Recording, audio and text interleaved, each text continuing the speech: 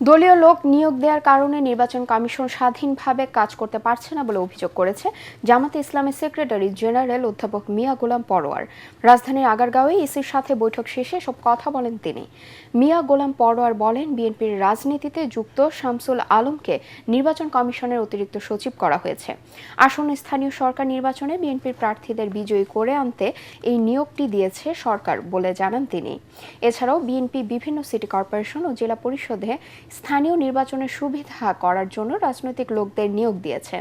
তাদেরকে নির্বাচন থেকে দূরে রাখতে ইসিকে দাবি জানানো হয়েছে বলেও জানান মিয়া গোলাম পরোয়ার।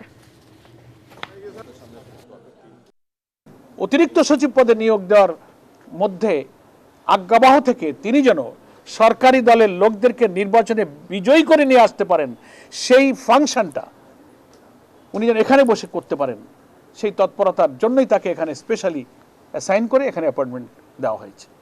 নির্বাচন যেখানে রিলেটেড এবং যে নির্বাচন নিরপেক্ষ করার জন্য এটা একটা সাংবিধানিক বিরাট প্রতিষ্ঠান, এখানে কোনো পলিটিক্যাল ব্যক্তি যিনি একেবারে সদ্য বিগত যে জাতীয় নির্বাচনে একটা দলের পক্ষে দায়িত্ব পালন করেছেন, তার ইলেকশনে কমিশনে আসাটা আগামী নির্বাচন একেবারে দিব্যি নিরপেক্ষ হবে না, একদিকে নিয়ে যাবে, এই উদ্দেশ্যে তারা এখানে অ্যাপয়েন্টমেন্ট দিয়েছে।